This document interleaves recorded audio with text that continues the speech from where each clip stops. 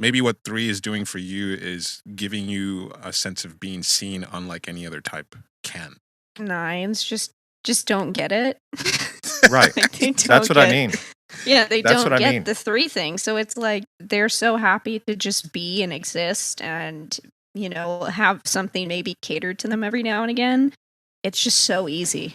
Attachment parenting, it's like the umbilical cord is still attached. You're still connected and adapting, and everywhere you go, I go, and all of that kind of stuff. Mm-hmm. The Big Hormone Enneagram.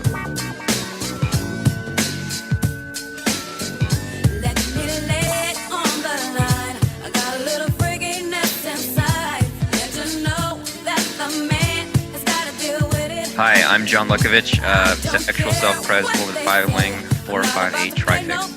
Hi, I'm David Gray, self-pres sexual 9-1 974 trifix. What up? It's Emeka. I'm an 8-7, sexual self-pres with 854 fixes. Hi, I'm Nancy. I am a self-pres social 3, wing 4, with a 369 trifix. If you like our podcast, guys, make sure you go like and subscribe on the Apple Podcast app. And if you really like us, you should definitely leave us a review. All right. Welcome back to the Big Hormone Enneagram Show.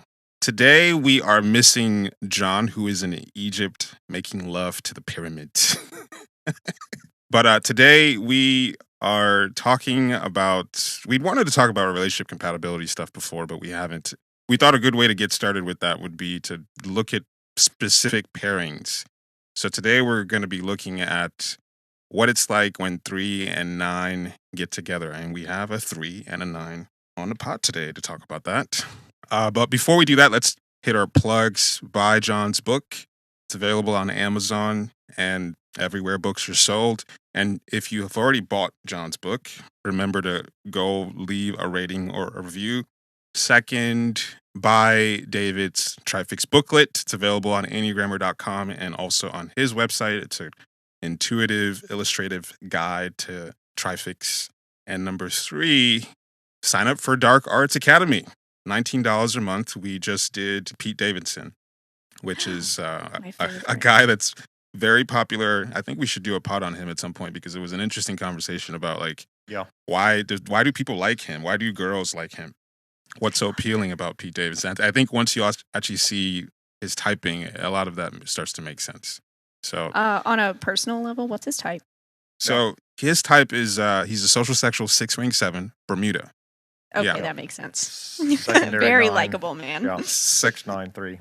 Yeah. You should do Tom Hiddleston at some point. He is my one man on my spank bank. I think we already did him. Really? Yeah. Remember? Loki? We already did him. He's one of the first guys we did. Oh, I didn't know that. Yeah. I thought you said you already spanked to him. I mean, I do actively. I mean, based off of our. Oh no, I did. I mean, I might have said that. I don't. We were all with you. I was imagining us all with you. You know. Oh, okay. Yeah, because if you put him in a soup, I would just nom nom nom nom nom.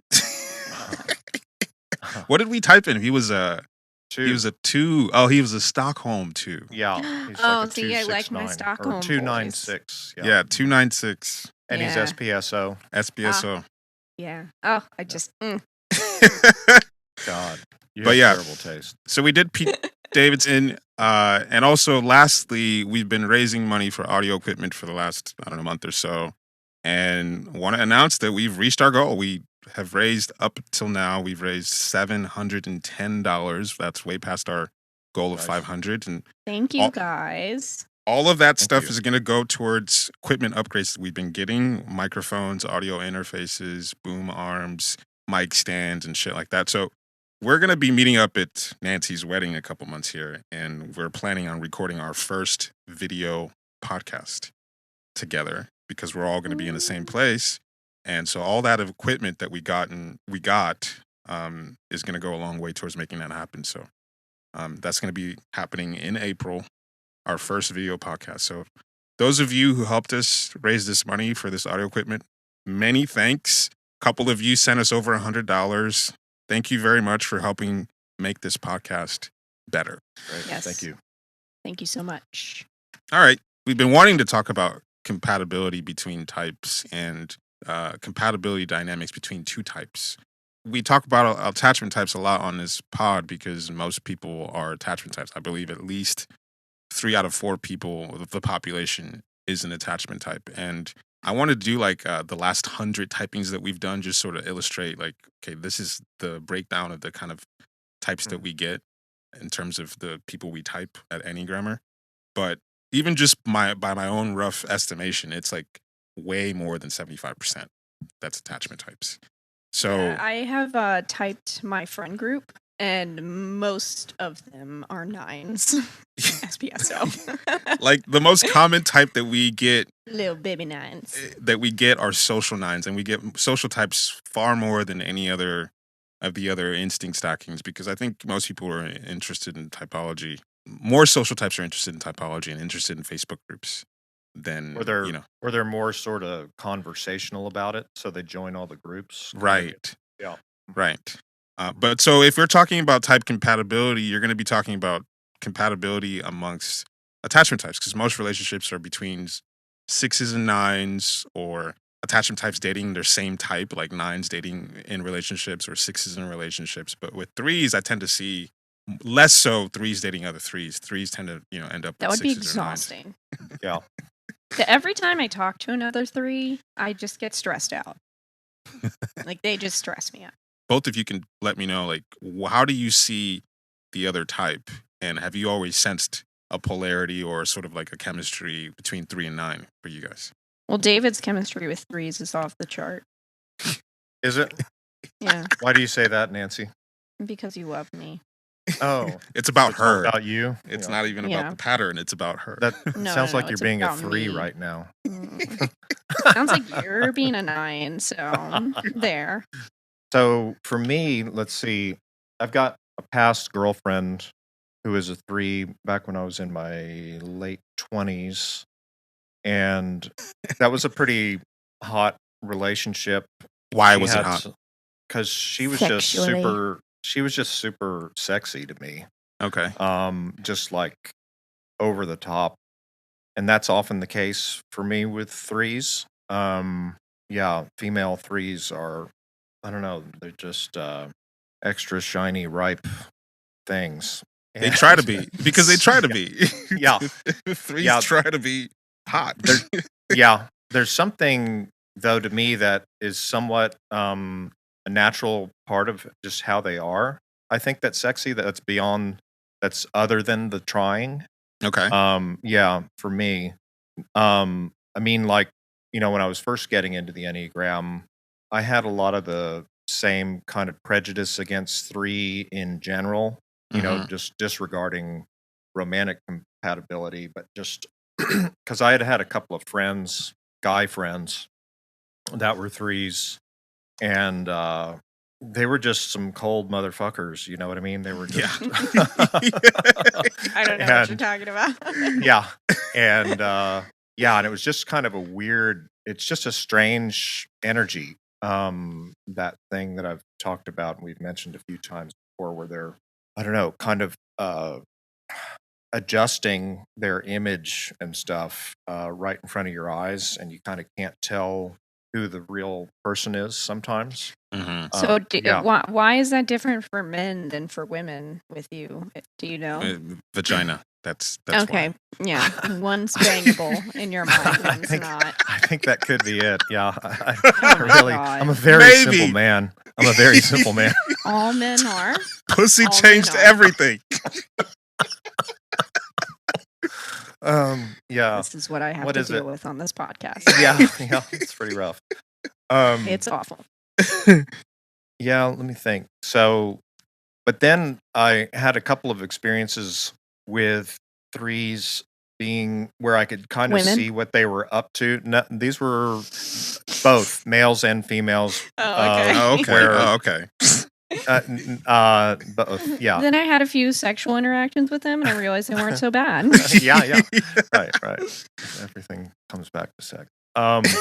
So, and I started to kind of get where they were coming from in the sort of vulnerable aspect of it, Okay. because it initially, of course, feels just completely invulnerable. You know what I mean? And it feels like just cut off from heart. But when you kind of get a glimpse in a subtle, nuanced way into kind of what's going on behind whatever their the type 3 program is, you kind of get the feeling for where they are at a heart level, and then And it wait, starts to become what is that though? What would you, if you could explain that?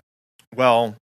It's partly that you're seeing. I guess it's partly the attachment thing of you're seeing that it's ultimately about wanting acceptance, Mm. and that's what they're doing. All this kind of adapting and image shifting around is, yeah, it's that, which is that's pretty vulnerable, right? Ultimately, to be kind of needing that acceptance almost in every moment, and adapting and changing to fit the audience or whatever. So it's not like the feeling of that, or the impression that some people might have that threes are fake because they're trying to manipulate me, or they're trying to get Right. one over or sell you on something or something like that. Yeah. I mean, it was partly because probably in a couple of instances it was threes that appreciated me for whatever the hell I am, and so they were, I could just see that they were adapting to me and so forth. And it was like, oh, because that's a weird thing for a 9, just to see that somebody's kind of forming around you. So yeah, that gave me a window into that. And it's also the thing of that I've mentioned before on the pod is stemming off of those kind of experiences with threes. There were times when I could see that they were doing this thing that I think of as like direct heart streaming, where they're seeing what's going on for me.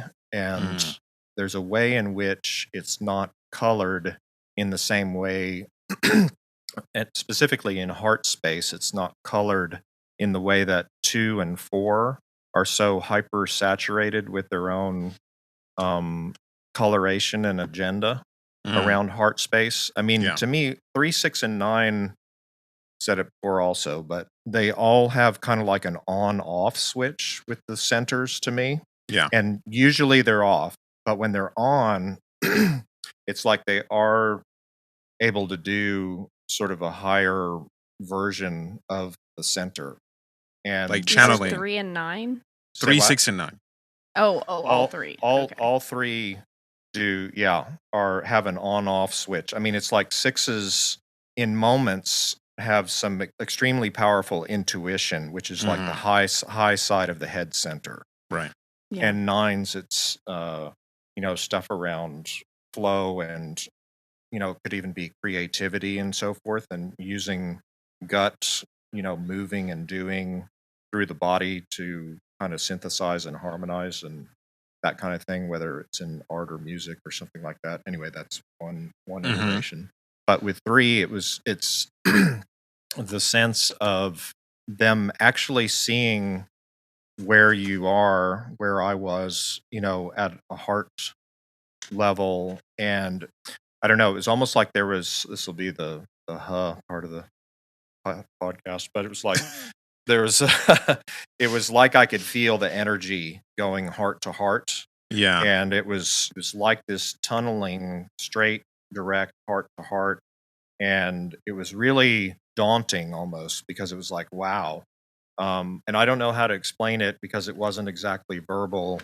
But it was the sense that they were really seeing where my heart was at. And it's partly, I think, like I said, in the, what was the Heart is an Ocean? Yeah. Yeah. It's the sense that they see how you want to see yourself.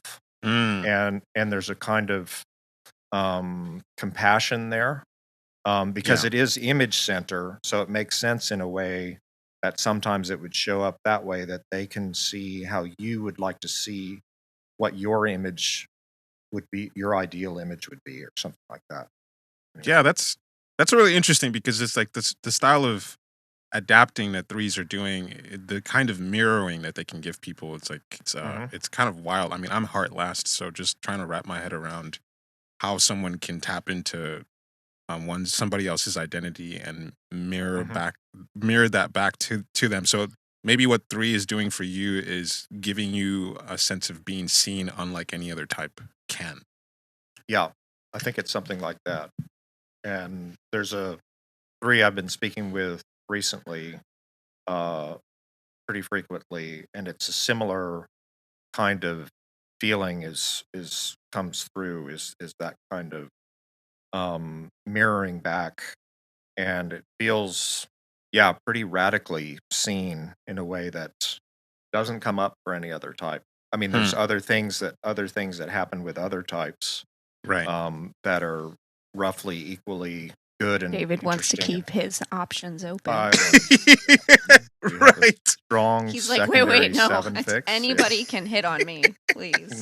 Well, The pod that hasn't gone out yet, we that I did with David, John, and myself, I said that I think that if you really get down to it, when you look at all the stuff that you've got going on, your own personal quirks, that I really do think that it is one ideal type that actually has the most impact on you, and is sort of like, if you got with that type, they are providing a quality of attention or energy or whatever it is that has the most impact on you on a like more of a transformational, like, oh shit, I would be right. most impacted by that relationship. And we talked about how that would be like, the law of 3, that relationship represents a third force. And so there is like a opposite polarity type.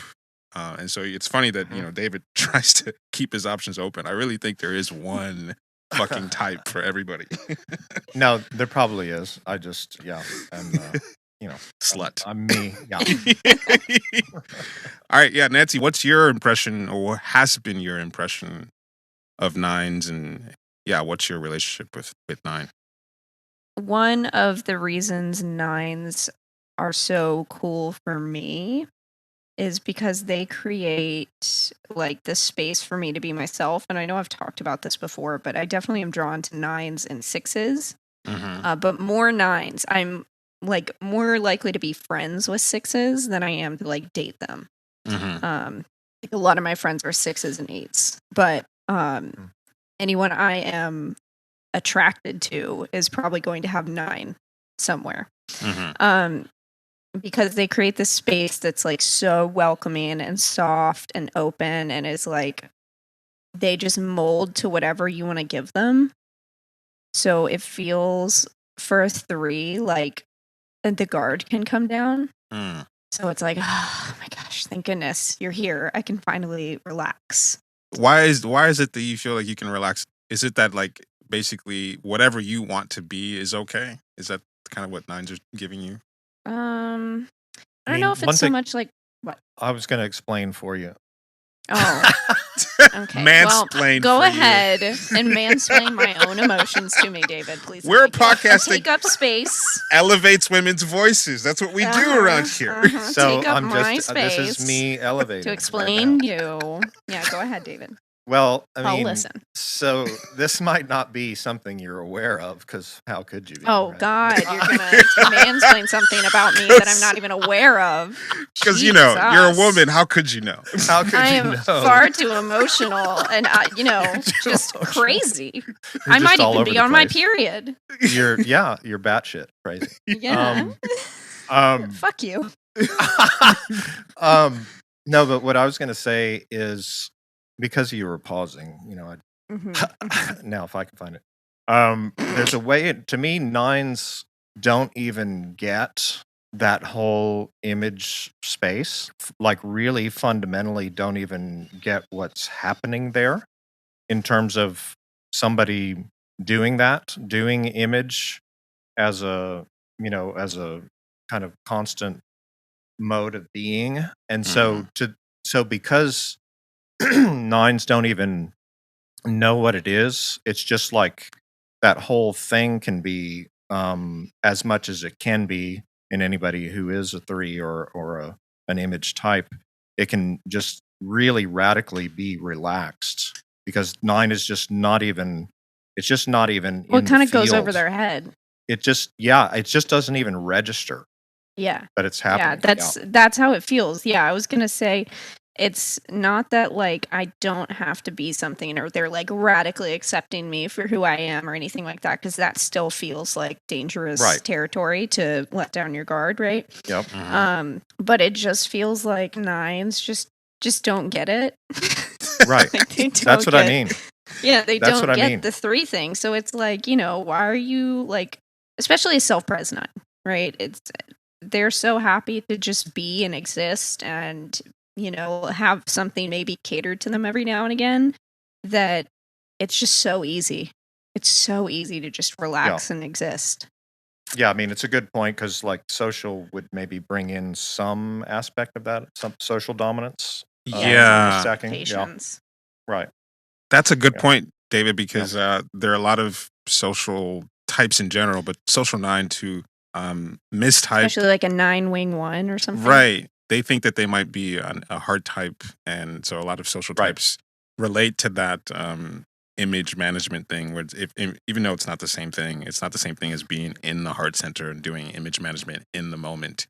But no, that's really interesting that you bring that up. That because, for example, John, as a hard type 4, is in a relationship with Alexandra, a social 9, and there is something that I thought was interesting, like a polarity in that they're so different, but also there's some similarity between a social 9 who is doing kind of like paying attention to how people are seeing me, but not to the same degree as an image center type.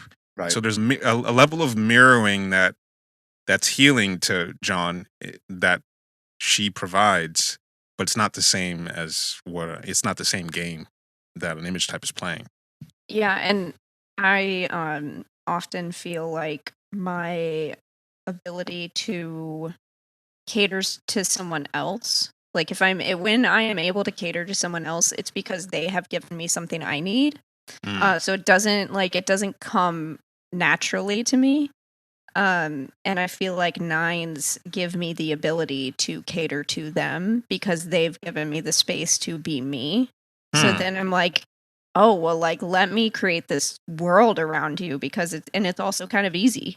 It's easy to cater to a 9. That's interesting. Okay, I want to clarify that it's not necessarily like a heart type versus gut type thing, because it's not like you feel that way around 8s and 1s, right? Or do you? No, they don't. They've got their own agendas. 8s and 1s They have their own agendas. Exactly. Yeah, and they might give me something, but it's not the comfortability that 9s give me. So when you're saying comfortable, it's at least what I'm hearing is that 9s are movable. They're flexible enough where you feel like you have the room to be yourself, or to be all of myself. All of yourself, right? okay. Is like, they can 9s, like, if I'm specifically talking about Brian, like, he allows me to be, all of the different parts of me in one space without experiencing whiplash, without being like, what the fuck are you doing? Without judgment. Okay. So that might just be him being a really good partner, but I think that also has something to do with him being a 9. Yeah. I mean, I guess it would be more comfortable for an attachment type to be with another attachment type, because it's like, this is you're with someone who gets the sort of unconscious absorbing and adaptableness that attachment types or that game that attachment types are playing. And on the flip side, I guess being with a hexad type brings up a whole set of different challenges, where it's like, that this person is going to have their position, and which might force the attachment type to find their position because they're in a relationship with someone who's constantly doing that. Yeah. I don't think it's impossible for an attachment type to be with a non-attachment type. It would just look very different. Like, Brian and I annoy the shit out of people usually because we're like mushy and always touching each other, and just like, people are always like, you two are gross. And that, like, that would be a very different vibe if I was with like a non-mushy little self-pres 9. Right. Okay, so is this sort of vibe or this chemistry, is that something you've always known? Like, has that been a pattern that you've been always felt that way about 9s? Or did it take some relationships, a couple relationships for you to like awaken? Oh shit, nine's my type. I think I would have found nines. Like, I'm trying to think back to exes, but I don't have the best memory when it comes to exes. So I might have been with a couple, but I think they always bored me as a younger 3. Yeah. You know, like I found them really boring. And then I think I had enough, and maybe hexad or maybe just shit relationships. She got pummeled by some hexad types. And she's like, Exactly. let me run back and to not my in nine. the good way. Not in the good way. So, you know, that I found that a little bit of, I can handle being bored, right? Because there's always going to be something in a relationship that like is something you have to decide what you can handle and what you can't, right? I can handle being a little bit bored by another attachment type better than I can handle the hexad pushing my buttons. Yeah. And I'm willing to put up with that in the trade-off for this ability to kind of sink back into the 9 space.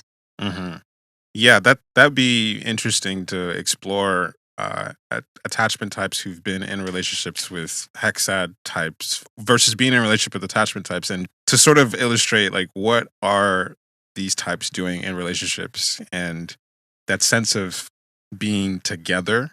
What does it mean to attachment types versus what it means to hexad types? This is one thing that came up in one of the DAA classes that we did, is parenting from the perspective, the difference between that's interesting. Yeah, the difference between how hexad types look at parenting versus the way attachment types look at parenting, and the sort of assumptions that attachment types make. And I realized in discussing that maybe part of what had turned me off on the idea of parenting and family was, I think the memes around parenting and family are mostly from the perspective of attachment types. And a lot of hexad types just kind of see their kids and family as sort of like, yeah, we support each other, we're a family, but it's like, you're over here, I'm over here, like we're somewhat separate. And whereas, I mean, of course I'm generalizing, but with some attachment type families, there is a sense that your life path and the decisions you're making, they're interdependent with the decisions and the life paths that I'm making as well. So like when someone decides to move to a new city, that can seem, or make a decision that's outside the sort of family whatever, that can seem like a point of conflict. Whereas that's such a, in my family, which is mostly hexad types, is very different. That's really interesting. Most of my family, aside from my mom, in fact, my whole family aside from my mom, is attachment. And there has always been a lot of conflict surrounding my mom's relationship with all of us. My dad's relationship with all of us has never really been in question. For a quick second, what is that? What is the conflict? The conflict is always...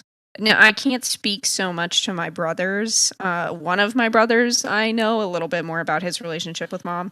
But the other one, not so much.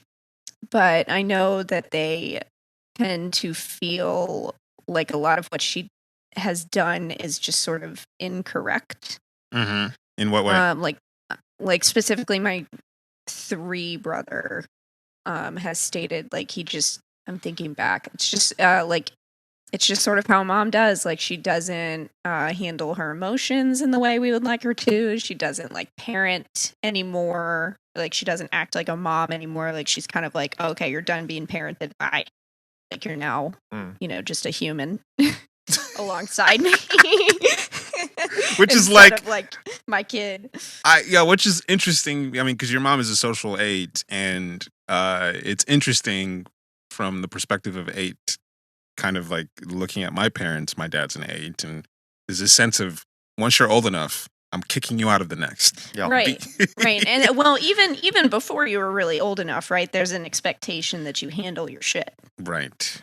Absolutely. And I think neither of my brothers really experienced it to the level I did, being like a self-pres 3. You know, it's just a little bit more like, I want that attachment. So Emika, real quick, so how would you pull apart, like, what, because you've got a type 2 mother, what 2s are doing as parents versus how we're describing question. Attachment types, and that sort of over-involvement kind of thing of 2, which...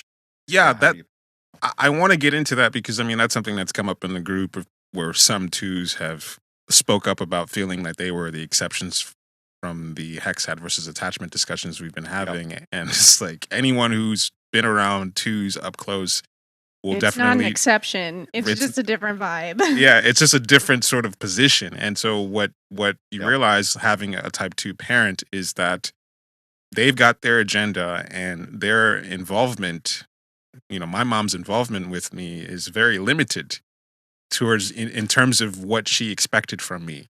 So in my family, everything feels like a negotiation because I'm dealing with, the rejection types here.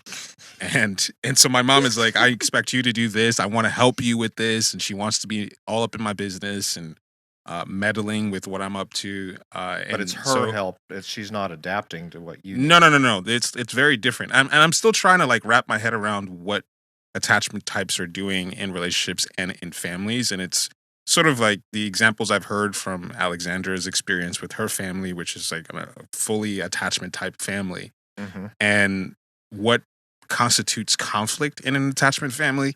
Like, for example, I believe she, because she moved to New York to be with John, and she's made some changes in her lifestyle. And to me, that's like a good thing. That's like self-actualization. You're becoming more yourself. And Right. that would be a non-issue in my family. There was a point in my family where my parents were looking at me as an extension of their own reputation. It's not necessarily that they care about what I'm doing, but it's more about like the conversations they're having with their friends. I'm just like a social object in terms of my son's doing this, and this. So they cared as much as like they don't want to look bad to their friends. I mean, of course, this is my interpretation. But it feels like with attachment types, like their identity is more intertwined with what their family members are up to. Like if you're doing this, then this I have to somehow meet you halfway on what your path in life is, or like it's like a family issue if you've gone off and you're doing this other thing here.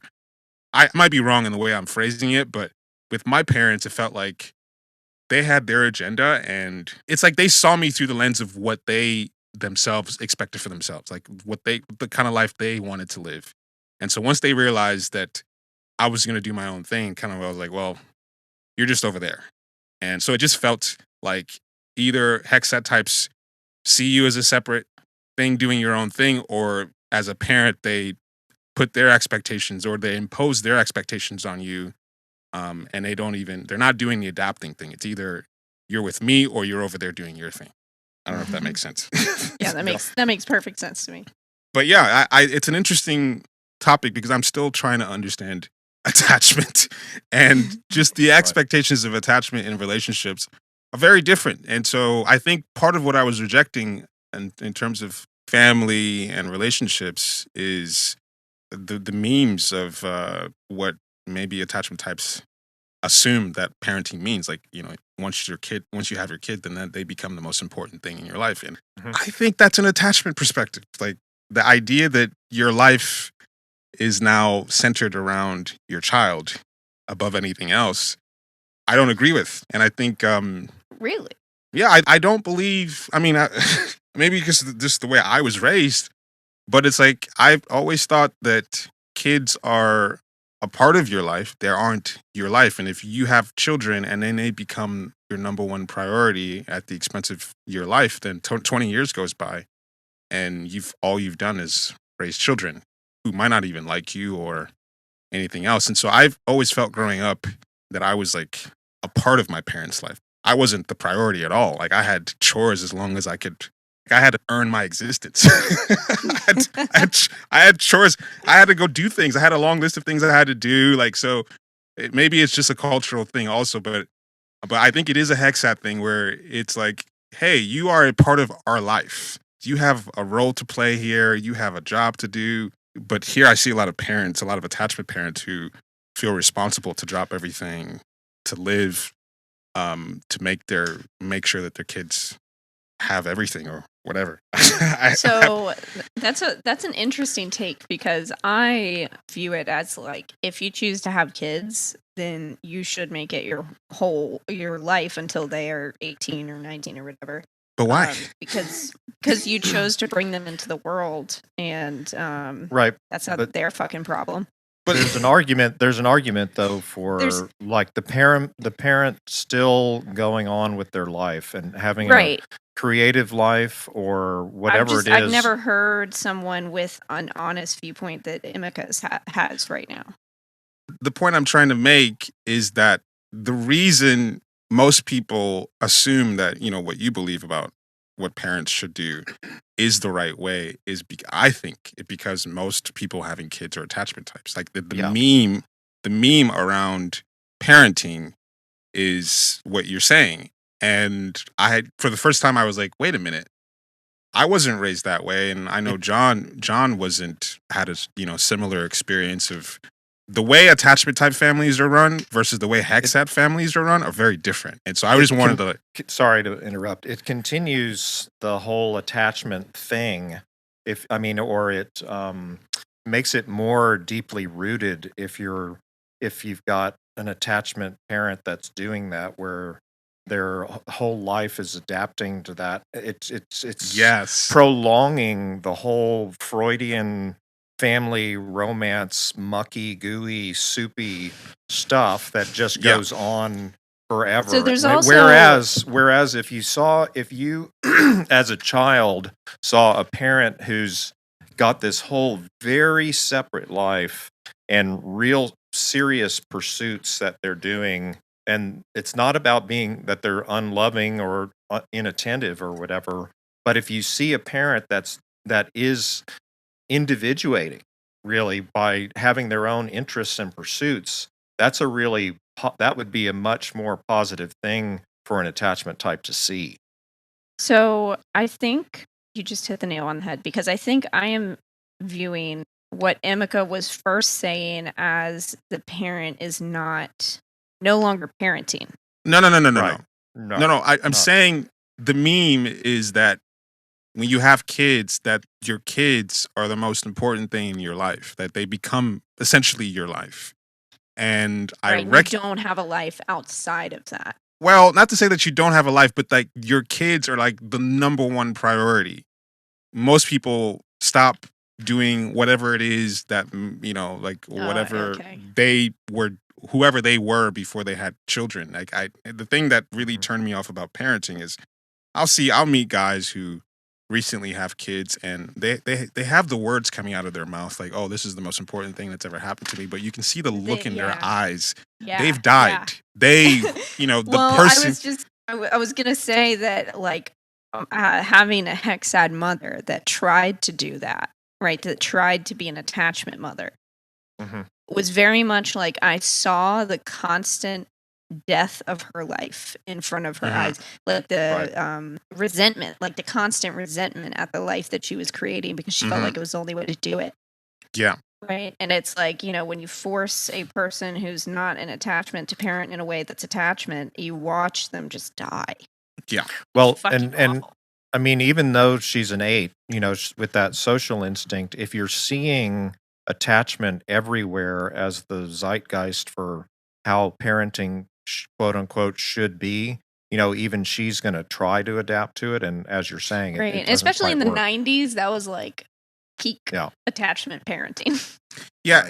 And the thing about the attachment parenting meme is that it assumes that your child is an attachment type. And here's a example. That's true. Didn't think about that. Because, for example, I one of the things that came up when I first started dating Beth is that she said, oh, she was so excited for me to meet her kids. And I was like, well, my perspective is there's a very good chance those kids aren't going to like me, or that they're not going to like me at first, because that's just how people react to me. That's just the reality of what it means to be me. It's not even because I'm, going to be mean to them or anything. You're going to meet specific flavor. Whatever. It's like, I don't know if people are going to like me. So the idea that her kids are going to immediately like me is like, well, we'll see. We'll see. But she was saying that her kids are going to like whoever she likes, because that's how it works, because they're attachment types. And that's how it goes. And I was like, well, it doesn't work like that from my perspective. I never was I will be cordial to the friends and family of people that I care about, but doesn't mean I'm going to like them. That's sort of the attachment or the hexad point of view. And my dad has definitely been on that. He's not, my parents were not playing the attachment game. They were polite, but if they didn't like you, they didn't like you. And so I'm recognizing that this sort of self-sacrificing meme about parenting where it's like you have to drop everything for your children. You have to move to the part of the country that With the best schools. with the best schools. I mean, everything, your whole life Yeah. is now giving this person the best life. But, part of what I realize is that if attachment types realize that they could have a child who is a hexad type, so someone who doesn't relate to you, doesn't like you, like I'm very different from my parents. I mean, very different. Like for a long time and still to this day, I do feel like there's a good chance that I just in the wrong family. Like I'm very different from these people. And so I'm not doing the attachment thing. I'm not attaching to them. And so you could have a child who doesn't like you, who has nothing in common with you. Like if I had a kid, I could have a chat come out who just likes God. the stock market. Right. 'Cause that's my hexad nightmare is like there's going to be a child who's going to be very different from me. But then again, could be an attachment child who just wants to be like me. But, that perspective Both are problems. but the attachment meme is what creates that attachment meme. It's like, oh, my kids are going to be just like me. They're going to be a representation of my legacy. And I want, like, it's almost like your child is a creative extension of you. And Right. so you want to give them the best. Fucking toxic. Exactly. So that's where I think it comes from. It comes from the assumption that your children are also going to be attachment types. And so you have to drop everything for them. Well, I think big part of why I don't want kids is because I'm a little afraid I would just like attach to them and just like expect them to be Right. extensions of me, and that's not fair, right? And that's just as toxic. So I'm like, well, I don't want to do that fucking work. I don't want to deal with that. Yeah, I think I realized once I actually examined at once upon a time that I did want kids, I was like, every single reason that I have for wanting children is selfish. Like, oh, wouldn't it be cool to have someone that sort of looks like you? Right. Who has like who shares some DNA with you? That would be kind of cool. I didn't have any like social reasons, but the more I thought about it, it's like it is such a if you're doing it right, is a selfless thing to bring someone into the world and give them a pathway to be their best self, whatever that might be. And it can't be an extension of you. You can't be looking at it as I want someone to take care of me when I'm older, because that's all. You might not even get along. You're building a relationship with someone, but that person isn't an individual and most likely going to be their own person. And you have to be willing to do that to give them a good life until they become adults and without thinking of selfish gain. And I was like, I don't know if I have that. I don't think I have I that. definitely don't have that. I am a selfish bitch. No, thank you. But yeah, David, what you were saying about how that, attachment parenting meme, it reinforces the attachment because it entrenches. The sacrifice is what gets the parent to attach even more to the child and to over-identify with their path in life. And we're all, kind of intertwined together. Well, I mean, it just came up in one of the DAA conversations. It's like attachment parenting. It's like the umbilical cord is still attached. Yeah. And Gross. and that's the feeling, is like you're still connected and adapting, and everywhere you go, I go, and all of that kind of stuff. Mm-hmm. Yeah. So, okay, back to the 3 versus 9 thing. What is, because y'all have both spoken to the type of effect, 3 or 9 has on you. I guess, okay, Nancy's the only one who's been in a relationship. Well, you've both been in a relationship with the opposite type. What does a 3 and a 9 relationship look like, feel like? What are the high sides, things that you really liked about your relationship with the 3 and the things that you didn't like? Well, the particular 3 I was dating, it was inspiring. I mean, it's somewhat generic stuff, but I mean, just inspiring to have her kind of wanting to get out and do stuff. You know what I mean? As opposed to my cave dweller existence. And yeah, I mean, she just had a kind of healthy vivaciousness that was in some ways challenging too. It's like, kind of an unspoken get off your ass and let's go kind of thing. And so and I appreciate that, actually. I mean, I don't want to be with somebody who's just a whatever servant or something. Also sleepy. Yeah, another nine. Exactly. We were young. I was in my late 20s and she was in her early 20s. And so on the negative, she was also really aware of who my friends were and how that would reflect on her if we were all out doing things together and what they were like. And she would sort of, in an around the corner way, sort of be, kind of like coaching me into shutting certain people out because they weren't as cool image wise. Stuff like that was going on. I've done that. Was she a social 3 or just had social in the stacking? I think she probably was social self-pres or SPSO. I'm not sure. Oh, wow. It's one of those two. Yeah. Yeah. That's going to be intense about that stuff. Yeah, for sure. Yeah, I have dated guys who I very quickly had to dump because I was like, I cannot be seen with you. Yeah, there you go. What were they? They just too trashy or what? They just like had no like social abilities. Like they just like always were saying the wrong things, never tried. Like it was just like, at least shut up.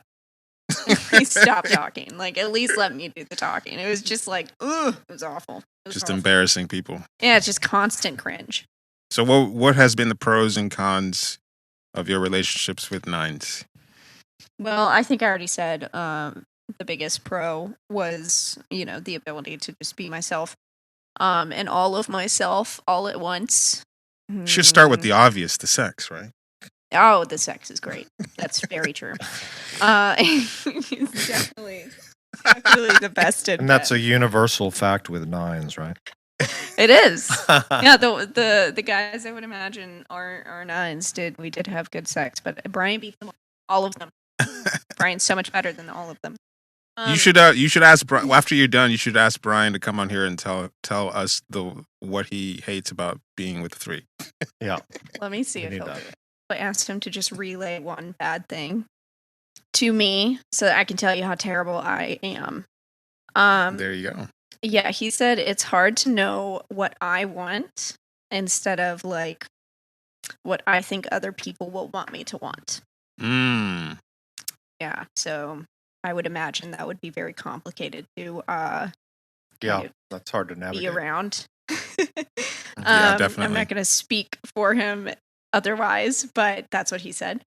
I would say it's actually a pretty similar issue that I have with Brian is I have a hard time believing that he actually doesn't have an opinion, or like if we're arguing or something, I have a hard time believing that there isn't something else going on. Because I feel like 9 is such a deep in the pussy, sorry. Deep like type that there's so much that goes on inside of a 9 that I have a hard time just taking stuff at face value from him, because I'm like, I feel like there's just so much else going on here. But I also have to trust him to tell me, what he needs. Like, he's an adult. Yeah, it just takes time, with 9s, like there's an unfolding. So you might get the first layer or the second layer today, and then a month later you'll get the real thing. Right. And like when we're making decisions about things, I often have to give him time. Like I'll have to ask for a timeline on a decision. Or if I need like, something to happen, I'll bring it up like a month in advance and then like 2 weeks in advance, like, to kind of give it space, because I react much faster with things and I make decisions much faster. So it's really hard for me to slow down and allow him space to like do his thing. Yeah, anybody in a relationship with a 9 has to develop their patience. Yes. It's a good practice. Or you can just start slapping them. No, Whips. little baby Stockholm. I have to be careful with him. I'm pro-violence for 9s. Stockholms do require abuse to keep the relationship Yeah. going. You have to abuse them on some level. Mm-hmm. I think I'm not biased at all. I abuse him on fairly on quite a few levels. I think I abuse Brian. I consistently force him to, do fun things and go on adventures with me and talk about his feelings. It's just awful. It's pretty rough. Yeah. True abuse right there. So, okay, let me think. What might people be interested to hear on a call about 3 and 9 compatibility? So we've talked about sort of the chemistry, what the other type does for the sort of polarity that exists. I think I do want to go back real quick to what David was talking about with like the heart lining. Yeah. About how important like you as a 9, David, feel that as like being seen. Is that what you said? Yeah. Yeah. It's like a really I don't know if I'm exaggerating or idealizing, but it feels like kind of the most you could be seen in a way. Yeah.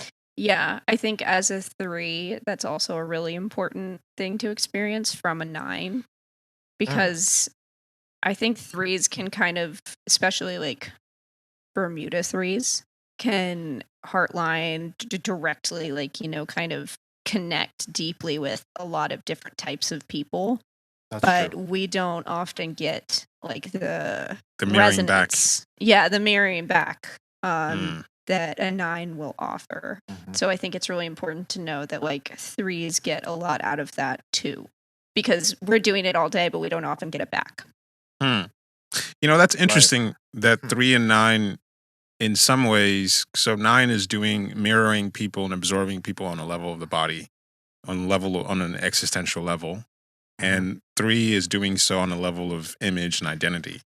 And one thing that I noticed on the Type 3 call that we did is just how similar in terms of how much in the moment adaptation is happening between 3 and 9. Like, on the 9 call, they would, contradict themselves. I mean, all the attachment types are contradictory, but it was happening where it's like, oh, I don't actually agree with that. And then like 15, 20 minutes later, they would come back around to agree with the thing that they had said that they didn't agree with. And that was happening. And I was just noticing maybe like the 3 and 9 adaptability was very obvious to me, more so than the 6. 6 feels a little bit more violent than their swings, whereas 3 and 9 are really taking you in.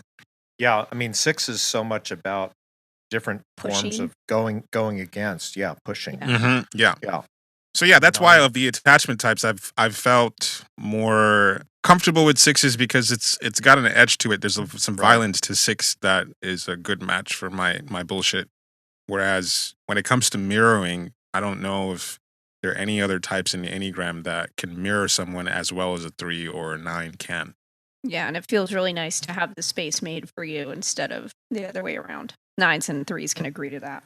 So I guess what I'm seeing from my perspective, like every pairing in the Enneagram is going to have any relationship between any two types is going to have a certain octave, like a certain kind of sort of quality, something like that they're meeting. Yeah, and it seems like the 3-9 frequency is about mirroring, is about, acceptance and giving someone space, because you are both types are doing that in different ways. And a 3 is like, I'm mirroring people all day, but no one's mirroring me. And here's a type who's doing so in a very different way. And a 9 being seen is a really big deal. And no other type can get a direct line to your someone's identity and channel that as well as a 3 can. And so that's what the 3-9 relationship is about. Final question is, how has the opposite type helped you grow and develop as a person? David, how have I helped you grow and develop as a person? Have you helped me? No, I've just hurt you. There's been pain and anguish. Yeah, I mean, I don't have a lot of experience with a lot of 3s. but you would be the one I would use. Your consistency of, wanting my presence, input, conversation, friendship, and so forth is pretty motivating, and it's definitely indirectly a way of really clearly being seen and valued, and the sense of my value comes through in all of that attention and your interest in me. So thank you. Well, I am very interested in you. And Brian knows about that, right? Yeah, Brian does know about that. Okay. No, I do see and value you, David. Golly You have gee. a very high value in my friend group, which is a lot for a 3 to say. I'm not going to be too embarrassing in front of your friends. Well, To be another determined. question. Yeah. To be determined. There's a reason I'm giving you shiny things to pay attention to at the wedding. Oh, I see. Yeah. And you're giving me a dress code too, so I'm not too I embarrassed. am. Well, I gave you 3 colors to stay within. Colors. Aside from that, Did you know that, Just can't be Emeka? There's jeans. there are. Oh yeah, Oh, yeah. I was gonna ask because I'm sure that she was gonna have some restrictions on dress code. Yeah, it's like Well, pink David and I have sage decided- and dark blue, or is it's navy, navy? sage green, and blush. Those are So colors that are Emeka- off limits, right? No. Those are the colors to wear. Oh, what? So Emeka, you're gonna have to wear a pink suit. Yeah, if you could find a blush pink suit, I would just die of happiness. No, so guys are gonna be wearing like navy, basically, is what it's gonna come down. Yeah, to. if you can wear any of Navy those blue. colors, So wait, those okay. are just recommended. Navy blue, pink, and what? Sage green. It's also Sage on our green. Like a wedding gray website, green, which yeah. will be on the invite, which we're sending out this week. So Okay, cool. All right. if you But- need help, you can just tell Beth to help you, and I will. Oh no, that's what you do. I'm the stylist in this relationship. Oh, okay. Gotcha. But it would be badass, Emeka, if you came in a blush pink suit. Oh, I'll include I all the love that. colors. I will make it Oh. happen. Okay, I am fine with that. Yeah, that would be amazing. I'm also fully expecting John to go all out, but we'll Oh see. yeah, 100%. It's gonna be great. Sexual hexad Um, boys. Oh my gosh, I just want you to freak everyone out at the ceremony. I want you. We don't have to scare try. people. I don't have to try at all. I just have to show up. That's it. You just have to exist in the same realm, It's like, how do you know? Do you know that guy? Why? Yeah. and then I'll tell them the Should he name be of the here? podcast. Oh, My yeah. wedding he have planner is weed? gonna be Does like, he "I'm have sorry, drugs?" you're not Yeah, on does he have the you're not on the list. I get out." Just tell him I'm your dealer, and no one will ask any more questions. That's it. Perfect. So yeah, you gotta finish this off with how Okay. nines have helped you grow and all that good stuff. I think my 9 has helped me slow down and find ways to enjoy slowing down. So I think before I started dating Brian, I would have a really hard time with free time. And I still have a hard time with free time, but I am much better at allowing myself to just exist. Whereas before I would put a lot of shame, I would kind of, put a lot of shame on myself if I didn't do something. So I think it's allowed me to slow down and find what I like a lot more. Find my joy a little bit more. Mm-hmm. Yeah, it's interesting that both types are providing for the other an aspect of what they need. And so I assume that if you were in a relationship with a 6, it would be a different octave. And so what it seems like to me is 9s need some kind of push and also being really seen. And not only are 3s, going to push 9s by just existing, but they're also really going to see them like, okay, this is your value. I really value you for who you are, and that's really important to 9s. And for 3s, 9s really force you to slow down because we all know that you cannot rush a 9. You will go at the cannot. pace of a 9. Our relationship has been paced by Brian. Yep. And I appreciate that so much because if it was up to me, we would have been living together like 5 months in. And that was Exactly. probably not a good idea, right? He definitely paced us Mhm. very well. and it helped a lot. It still helps a lot. Well, you say that as if it was a plan. He didn't, he didn't. Oh no, plan he didn't plan it. He just knew, his intuition told him what was right, and he just straight up like resonated with the universe and was like, this is what we do now. Well, we appreciate that you idealize it that way, but we're just It's really not that. Yeah, we're just like an anchor in the mud. Taking our time. You might also say that they are stuck. Stuck. You might say that they're a little stuck. Yeah. Yeah. You might. Let's be real. Come on. Yeah, I mean, I One- think it's funny what when you put two types together, what ends up happening. You put an 8 and a 6 together, and a lot of shit happens very quickly. Yeah. a lot of explosions and a lot of disasters and controversies, and Are you speaking from experience? I am speaking from experience. Perhaps. One anecdote of how Brian and I function in our relationship is when we first got together, like within the first probably 6 months, I told him that I didn't want to live in America anymore. Like I want to move, I want to leave, and if like you're not cool with that, that's something I need to know. Mhm. And he was like, I don't know if I'm cool with that. And I was like, okay. And like a year and a half goes by, and he is then like, okay, so I want to move. I want to leave America. There it is. There's the timeline for 9. But it was like a year and a half. Of Year and a half. like, yeah. It was. Well, it was a luckily it long wasn't time. 5 years, right? Yeah. No, Just I a was, year I and a was half. ready to go. But I kind of also knew before, I was like, I feel like he'll come around. I feel like he'll come around. Yeah, that's a topic we should get into in another call, because I still want to explore sort of like attachment types in relationships versus hexad types in relationships. And the thing that the discussion we had about parenting sort of rolled up into that, sort of the assumptions and expectations of of what each type is, hexad type or attachment type is expecting in relationships. One thing real quick, I had this conversation with Joseph because he was in a relationship with a 9, and we were talking about like what getting on the same page looks like for attachment types versus hexad types, because we might end up at the same location, but how we got there and how we rationalize to ourselves how we got on the same page with our partner is different. And he was saying that for attachment types, it can be like, let's say, I'm not saying this is what went down with you and your fiance. Like you're saying, I don't want to live in the U.S.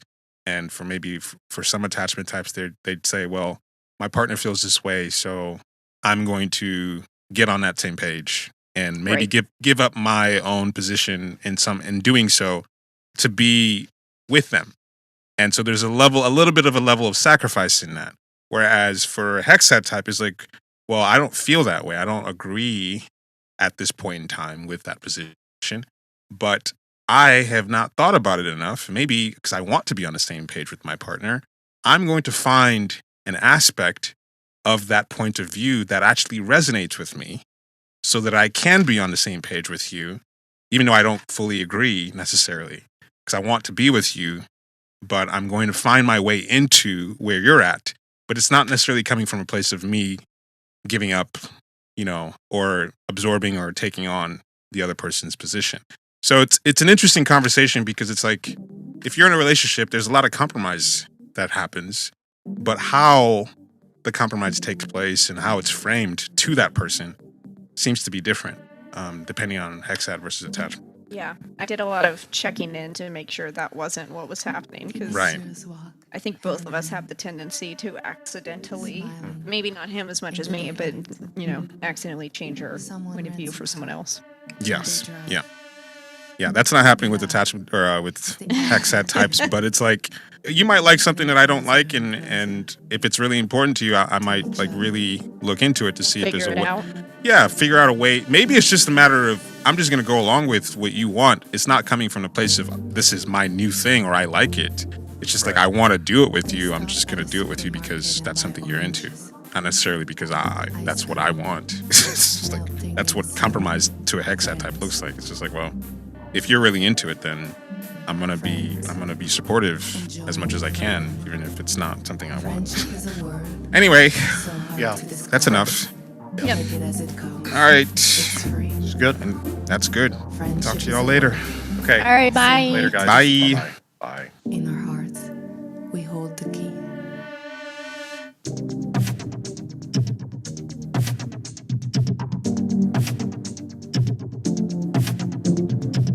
At night, they stop by a cliff and set fireworks. One of them reaches to brush an eyelash falling from her eye. Soft hair blowing in the wind,